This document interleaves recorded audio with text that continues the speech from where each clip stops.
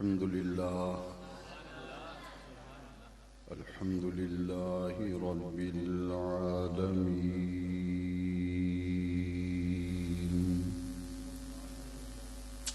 والصلاة والسلام على سيد المرسلين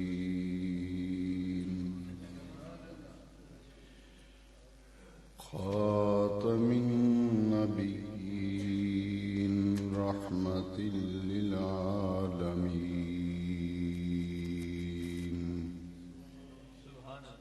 شفيع المذنبين، سيد الأولين والآخرين،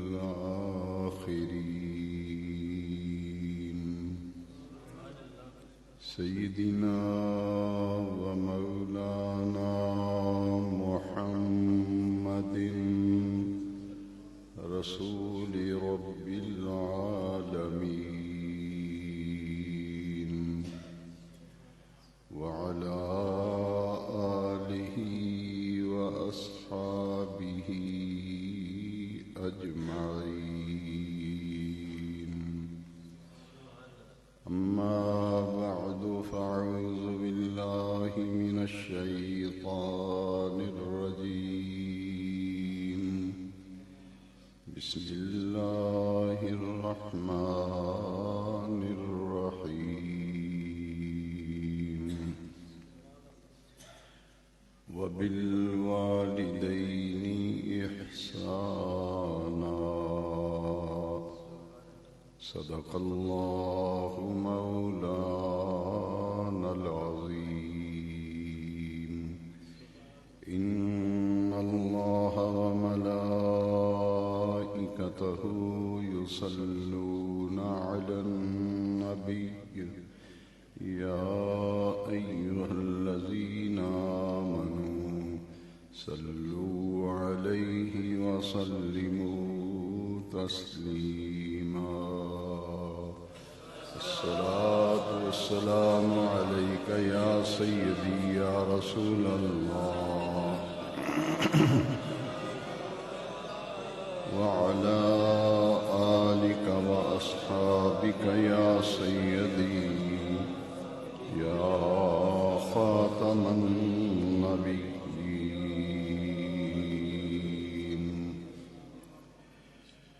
سامعین محترم، گزشتہ جمعہ مبارکہ میں سورہ بنی اسرائیل کی 2 آیات مقدسہ کی روشنی میں عظمت والدین، مقام والدین پر کچھ باتیں آپ کی خدمت میں عرض کی گئی. نبی کریم صلی اللہ علیہ وسلم سے حضرت ابو ہریرہ اللہ تعالیٰ کو روایت کرتے ہیں کہ حضور نبی کریم صلی اللہ علیہ وسلم نے 3 مرتبہ ارشاد فرمایا: راغم عنفو، راغم عنفو، راغم عنفو. اگر یہ جملہ خبریہ ہو تو پھر معنی یہ ہے کہ ذلیل اور رسوا ہو گیا وہ شخص، اور اگر جملہ انشائیہ ہو تو پھر معنی یہ بنتا ہے کہ وہ شخص ذلیل و رسوا ہو، اس کی عزت خاک میں مل جائے، اس کی ناک خاک آلود ہو جائے. صحابہ کرام کے بھرے مجمع میں جب حضور نے 3 مرتبہ یہ فرمایا کہ وہ شخص ذلیل و رسوا ہو گیا، اس کی عزت خاک میں مل گئی، یا دوسرا جملہ انشائیہ ہو تو پھر معنی یہ بنتا ہے کہ وہ ذلیل و رسوا ہو، اس کی عزت خاک میں مل جائے، اس کی ناک خاک آلود ہو جائے. 3 مرتبہ جب آقا کریم رؤوف الرحیم صلی اللہ علیہ وسلم نے یہ ارشاد فرمایا تو صحابہ کرام نے پوچھا، سوال کیا، یا رسول اللہ صلی اللہ علیہ وسلم، یہ آپ کی شخص کے بارے میں فرما رہے ہیں، وہ کون شخص ہے جس کے بارے میں آپ یہ فرما رہے ہیں کہ وہ ذلیل و رسوا ہو گیا، اس کی عزت خاک میں مل گئی، یا وہ ذلیل و رسوا ہو، اس کی ناک خاک آلود ہو؟ یہ کس کے لیے فرما رہے ہیں؟ بخاری اور مسلم کی یہ متفق علیہ حدیث ہے۔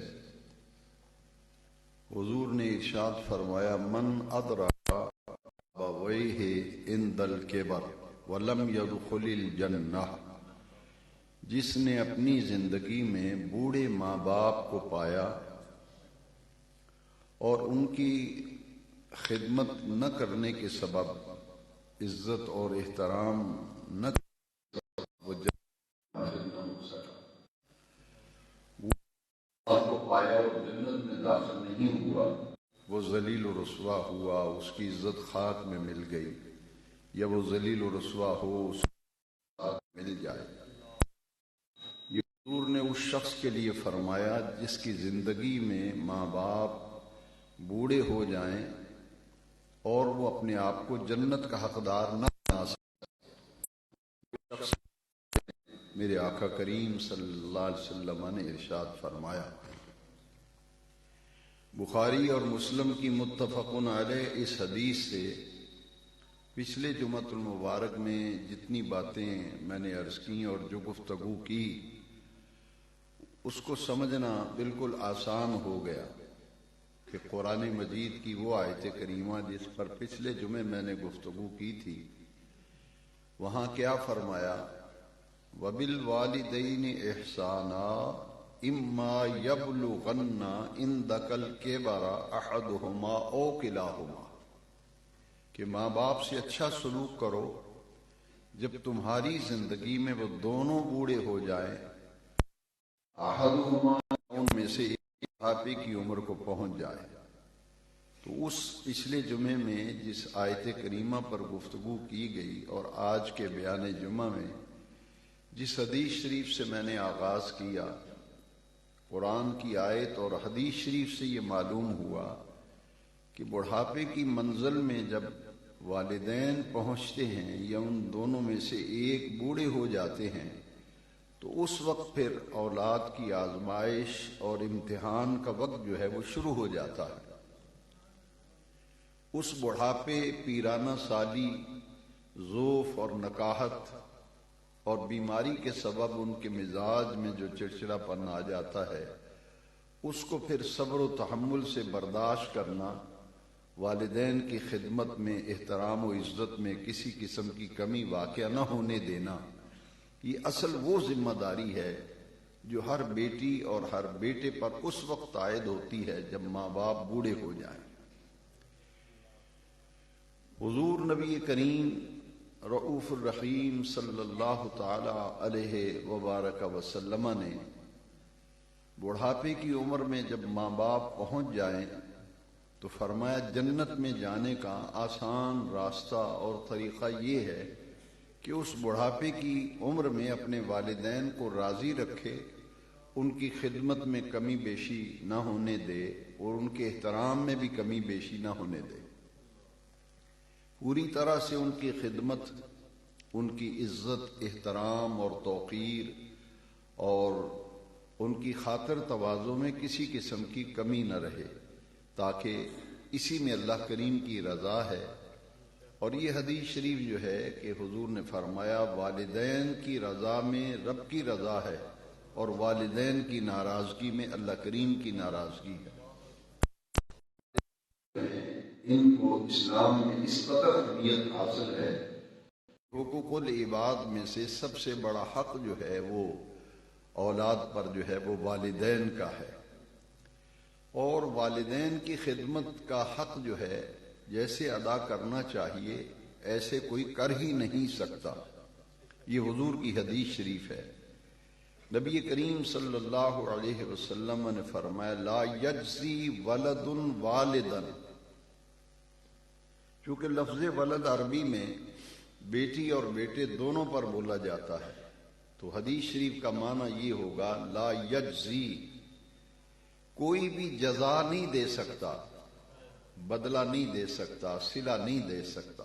لا یجزی ولدن، کوئی بیٹی کوئی بیٹا، ولدن اپنے ماں باپ کو کوئی بیٹی بیٹا جزا نہیں دے سکتا، ان کو جو خدمت کی تھی، جو بچپن میں سنبھالا تھا، پرورش کی تھی، ان تمام معاملات کی جزا جو ہے، کوئی بدلہ، کوئی خدمت جو ہے، اس کا حق تو کوئی بیٹی بیٹا ادا کر ہی نہیں سکتا۔ الا ان یجدہ مملوکا، یہ الا جو ہے یہ حرف استثناء ہے، اس میں مستثنا ہیں وہ لوگ جو کہ والدین اگر غلام ہوں تو انہیں خرید کر جو آزاد کر دے تو وہ یہ کہہ سکتا ہے کہ میں نے ماں باپ کی خدمت کا حق ادا کر دیا ہے۔ لیکن اب چونکہ پوری دنیا میں غلام کا تصور جو ہے وہ ختم ہو گیا، کوئی غلام نہیں ہے، لہذا یہ صورت اب دنیا میں مفقود ہو گئی، یعنی پائی نہیں جاتی۔ لہذا اب اس حدیث شریف کا مفہوم یہ ہوگا کہ جتنی مرضی کوئی خدمت کرتا بھی رہے تو جو حق ہے خدمت کا وہ ادا نہیں کر پائے گا۔ جب خدمت کا حق ادا کر ہی نہیں پائے گا تو پھر اللہ کریم نے قرآن مجید میں سورہ بنی اسرائیل میں وہ دعا تعلیم فرمائی، جس پر پچھلے جمعے بیان ختم ہوا تھا کہ اللہ کریم نے فرمایا کہ میری بارگاہ میں ہاتھ اٹھا کر دعا مانگا کرو، رب ارحمہما کما ربیانی صغیرا،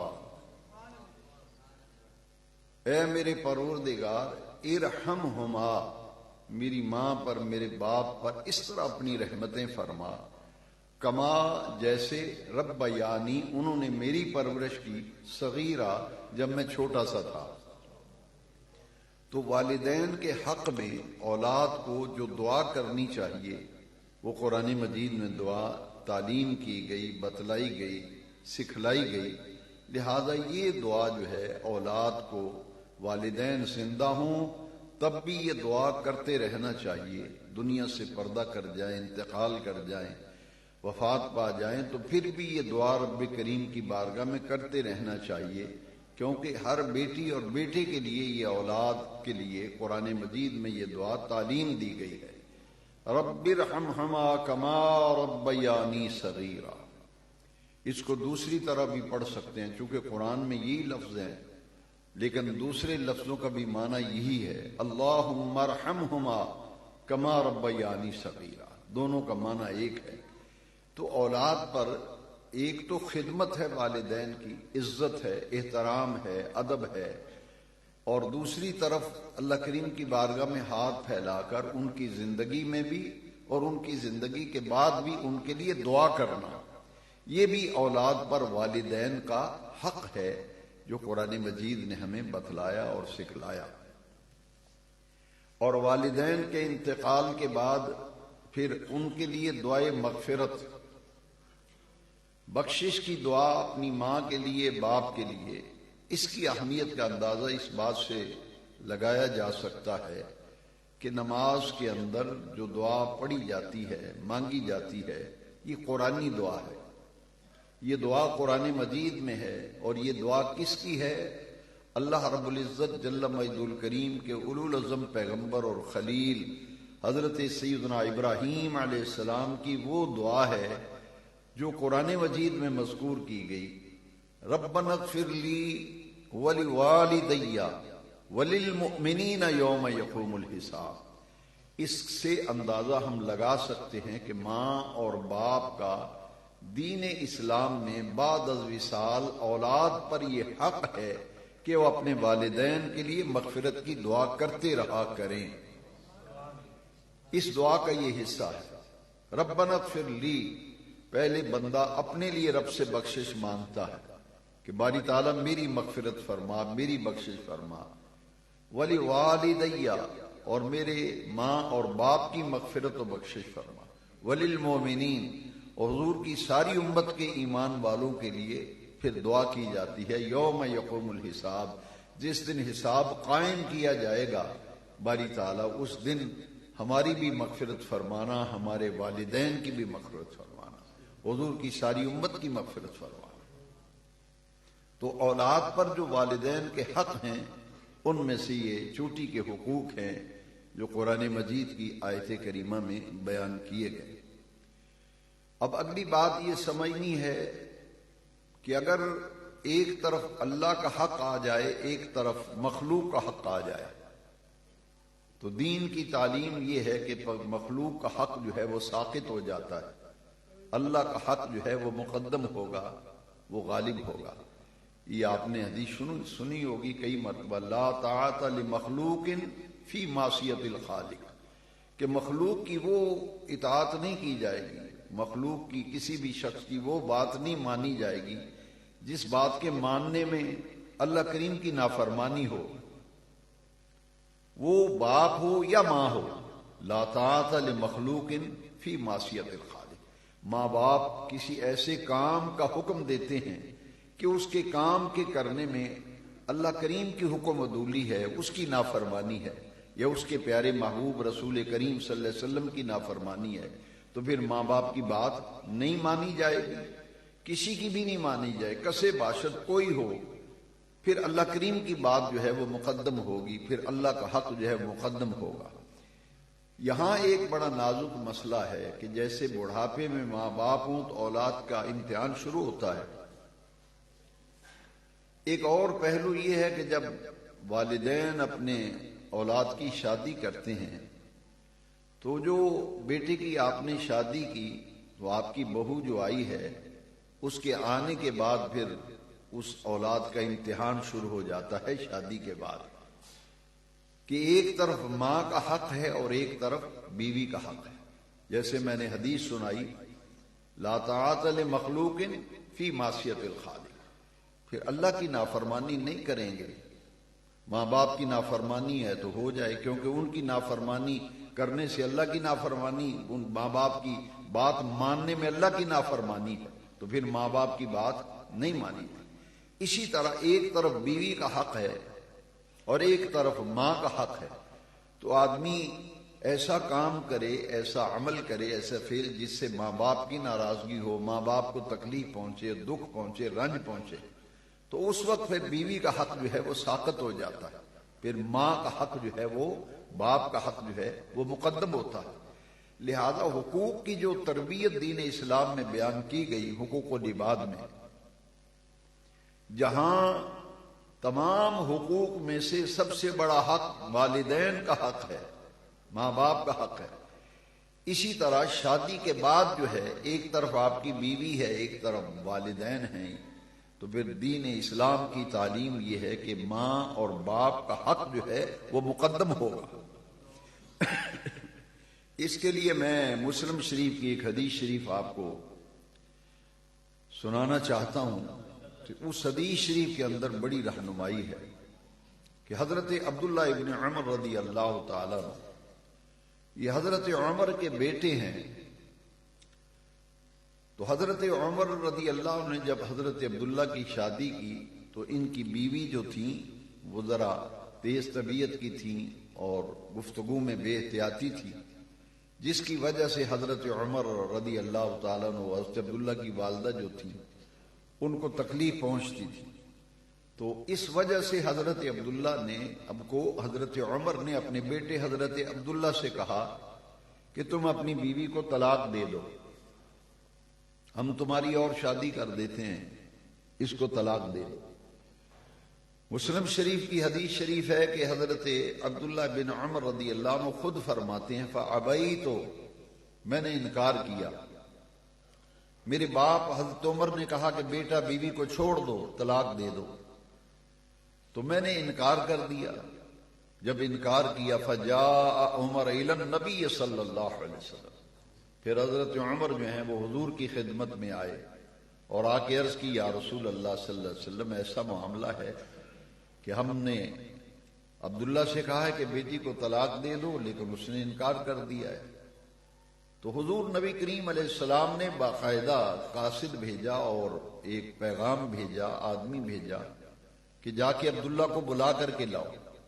حضرت عبداللہ بن عمر رضی اللہ تعالیٰ عنہ جب آئے تو وہ حضور نے جب بات پوچھی تو انہوں نے سارا معاملہ عرض کیا نبی کریم علیہ السلام سے کہ میرے والد نے کہا ہے کہ طلق ہا، بیوی کو طلاق دے دے، تو میں طلاق نہیں دینا چاہتا، اس لیے کہ میری اس کی انڈرسٹینڈنگ ہے، معاملہ ٹھیک ہے، لیکن میرے والدین سے اس کا رویہ ٹھیک نہیں، میرے والدین سے میری بیوی کا رویہ ٹھیک نہیں، اس لیے میں نے انکار کیا۔ اب دیکھیے یہ ہے کہ ایک طرف والدین کا حق، ایک طرف بیوی کا حق۔ یہاں دین کیا کہتا ہے؟ حضور نے حضرت عمر کو حکماً ارشاد فرمایا جس طرح تمہارے ماں باپ کہتے ہیں اس طرح کرو، جس طرح والدین کہتے ہیں اس طرح کرو۔ اور حدیث شریف میں باقاعدہ لفظ ہیں، حضور فرمایا ماں باپ کی بات مانو، اور پھر حضور نے حکم دیا، فرمایا طلقھا، اے عبداللہ اپنی بیوی کو طلاق دے دے۔ اور جب حضور نے فرما دیا تو پھر کوئی گنجائش باقی نہیں تھی۔ اس حدیث شریف سے یہ معلوم ہوا کہ ایک شخص کے سامنے دو حقوق جب آتے ہیں تو پھر یہ دیکھنا ہے کہ دین اسلام میں غالب حق کس کا ہے۔ ایک طرف خالق کا حق ہے، ایک طرف مخلوق کا حق ہے۔ جب دونوں حقوق ٹکرائیں گے تو مخلوق کا حق جو ہے وہ ساقط ہو جائے گا، اللہ کا حق جو ہے مقدم ہوگا۔ اسی طرح ماں اور باپ کا حق اور بیوی کا حق آپس میں ٹکرائے گا جب، تو بیوی کا حق جو ہے وہ ساقط ہو جائے گا اور ماں باپ کا حق جو ہے وہ غالب ہو جائے گا۔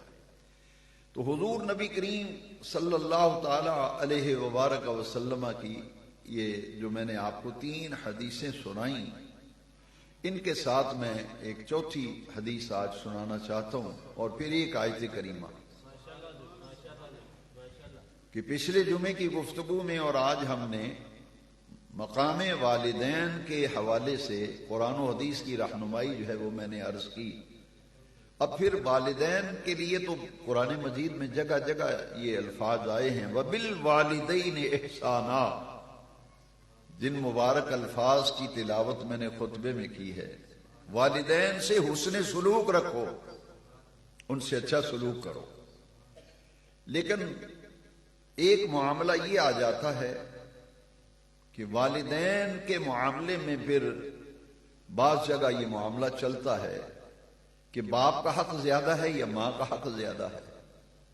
یہ جب بحث چلتی ہے تو اس بحث کو سمجھنے کے لیے اور اس کا حل دیکھنے کے لیے حدیث پاک میں ہماری رہنمائی اور ہم سب کے لیے دین کی تعلیم موجود ہے۔ یہ حدیث شریف حضرت ابو ہریرہ رضی اللہ تعالیٰ عنہ سے مروی ہے، وعن ابی ہریرہ رضی اللہ تعالیٰ عنہ۔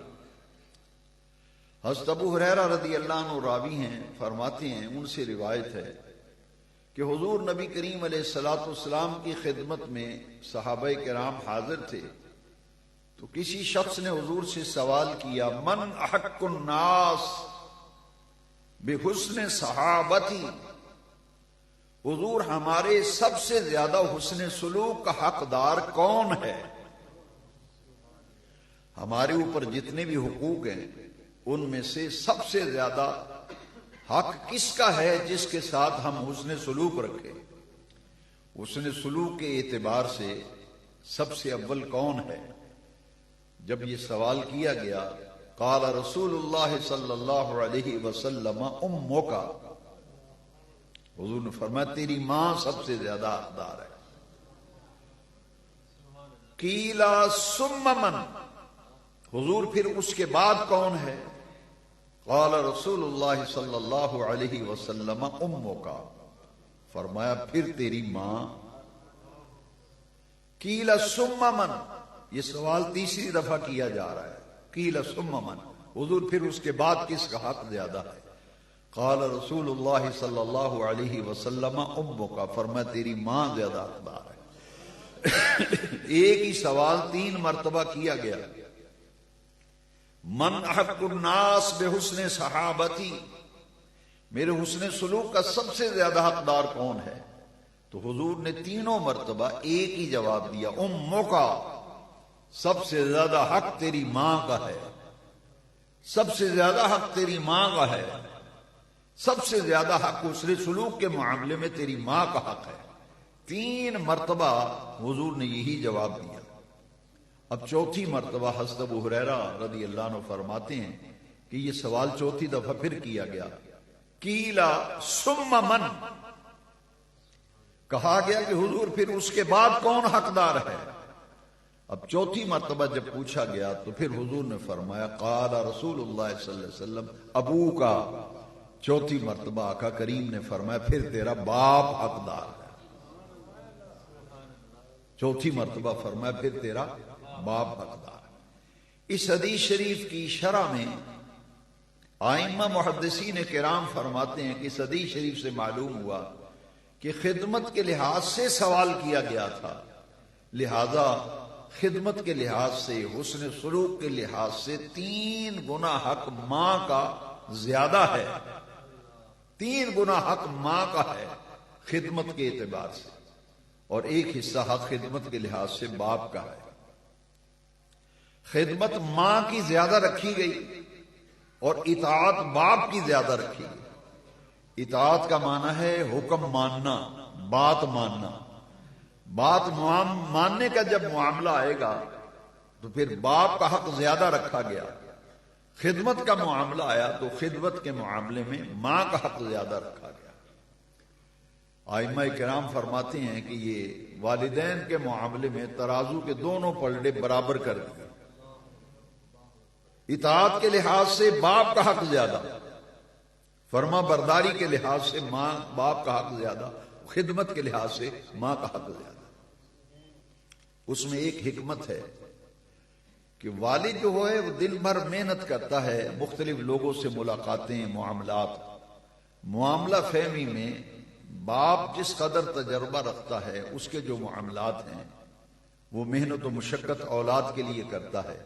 تو اولاد کے ذمے یہ رکھا گیا کہ تمہارا باپ کما کے لا رہا ہے، تمہارے اوپر خرچ کر رہا ہے، تمہاری رہائش، تمہارے لباس، تمہاری خوراک، تمہاری تعلیم، تمہارا علاج معالجہ، سارے معاملات کو باپ جو ہے وہ سنبھالتا ہے، وہ دیکھتا ہے سارے معاملات کو.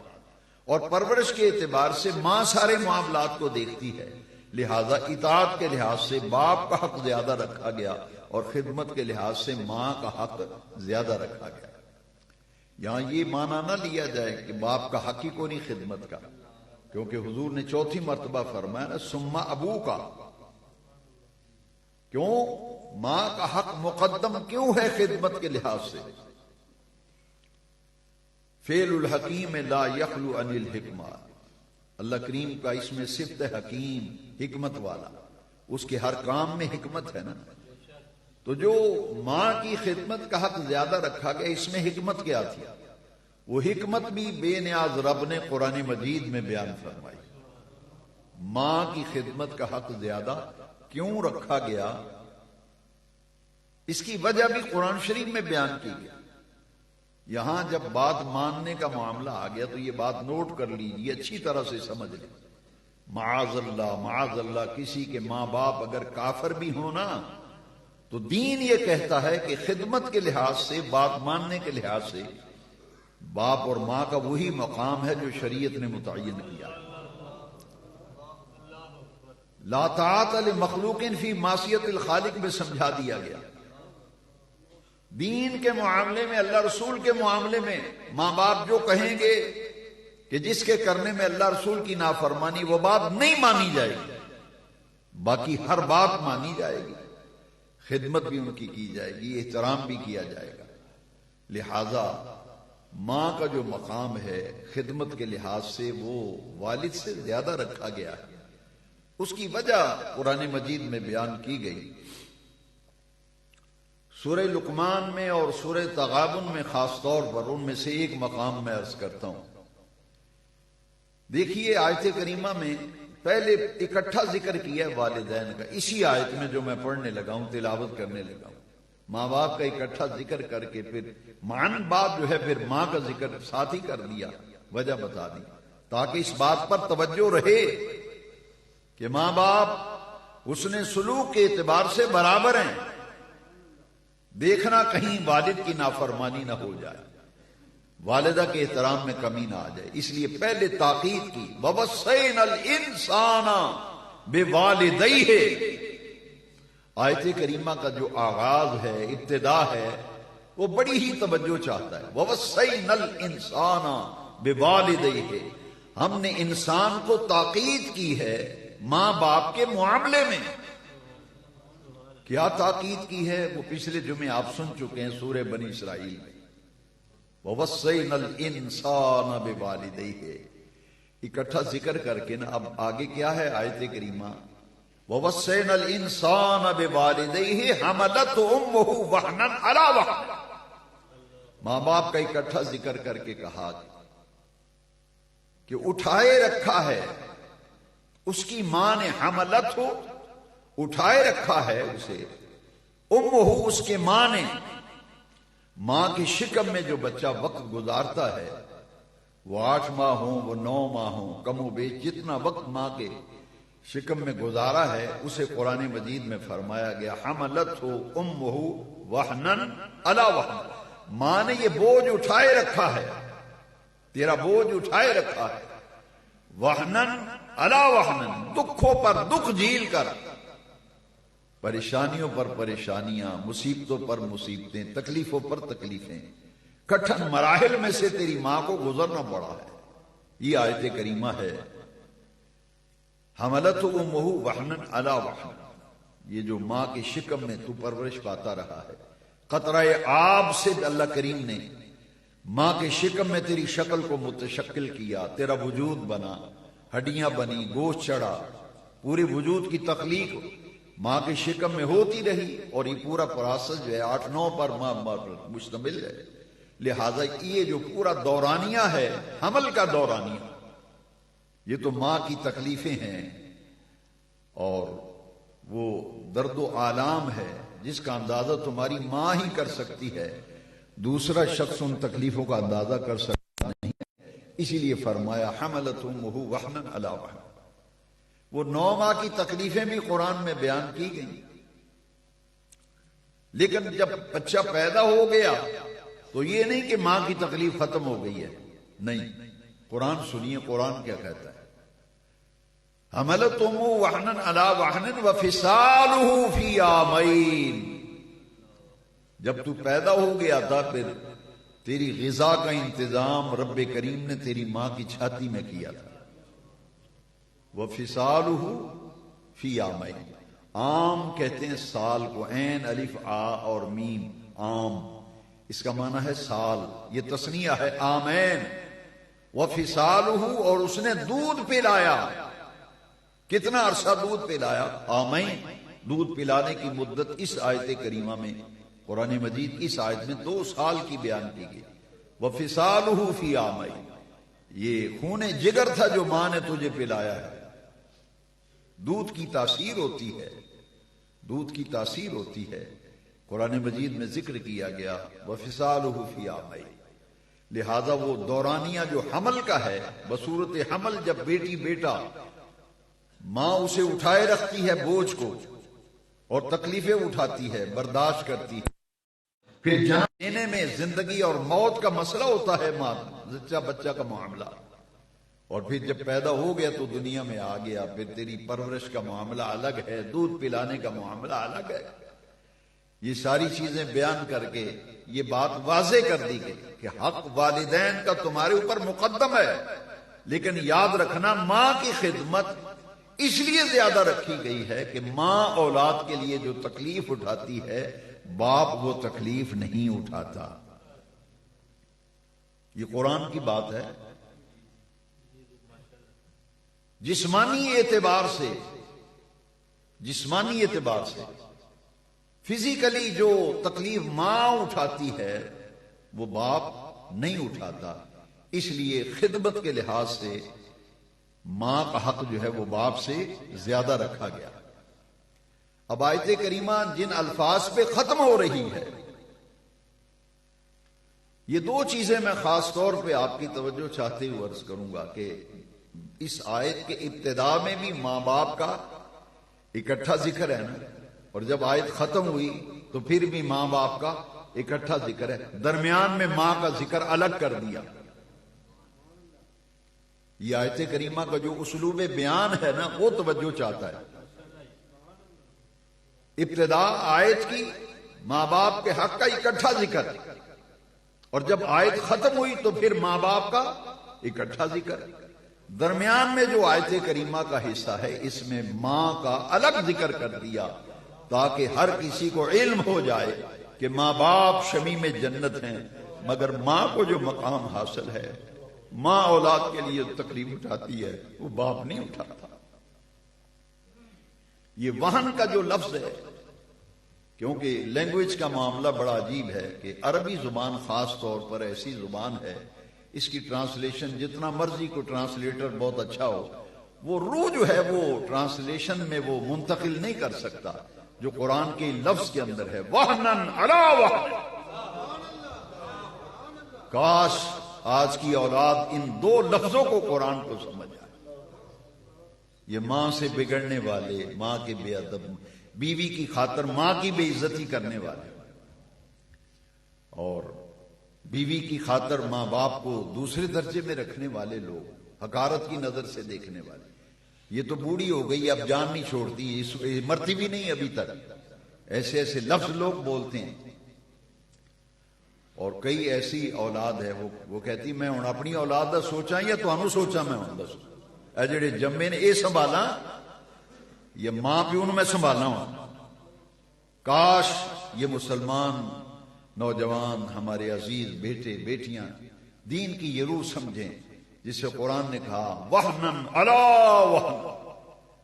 تجھے اندازہ نہیں تیری ماں نے تیرے لیے کتنے دکھ سے برداشت کیے، تکلیفیں سہی ہے جی۔ اب شروع میں بھی ماں باپ کا اکٹھا ذکر ہے اور آخر میں بھی ماں باپ کا۔ دیکھیے اس آیت پہ بڑی ہی میں توجہ چاہتا ہوں، انشکر لی ولوالدی۔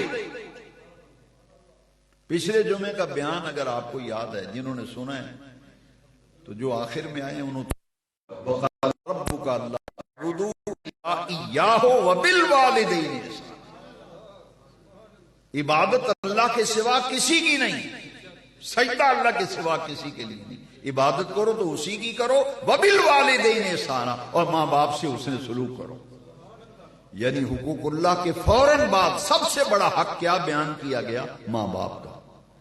اب اس آیت کو جب ختم کیا گیا تو کن لفظوں پہ آیت ختم ہو رہی ہے؟ انشکر لی ولیوالدیک۔ وہاں عبادت اور حسن سلوک کو اکٹھا کیا، یہاں اپنے شکر اور ماں باپ کے شکر کو اکٹھا کر دیا۔ میرا بھی شکر ادا کیا کرو اور اپنے ماں باپ کا بھی شکریہ ادا کیا کرو۔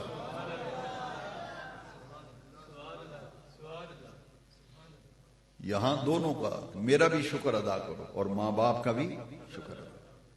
والدین کا جو نافرمان ہے، حضرت علقمہ رضی اللہ تعالیٰ عنہ، تو حضور نے جب ان کا جنازہ پڑھایا تھا تو میں تھا جو لوگ ہیں وہ اچھے موجود نہیں، انہیں جا کے بتا دو جو ماں باپ کا گستاخ و بے ادب ہے جنت کی خوشبو نہیں سونگے گا، حضور کی حدیث شریف۔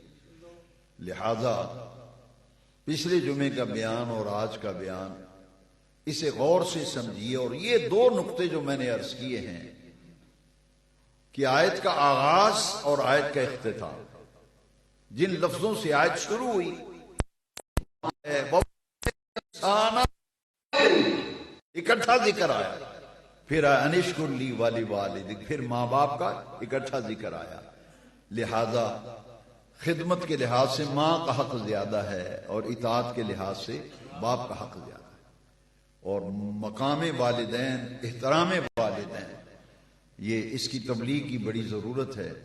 میں کو چاہوں گا کہ جن حضرات نے پچھلے جمعے کا بیان بھی سنا اور آج کا بھی، یہ اپنے بچوں کو بتائیں، سکھلائیں، یہ باتیں سمجھایا کریں کہ حضور نے ارشاد فرمایا آپ جو ہے جنت کے دروازوں میں سے درمیانی دروازہ ہے، ماں جو ہے اس کے قدموں کے نیچے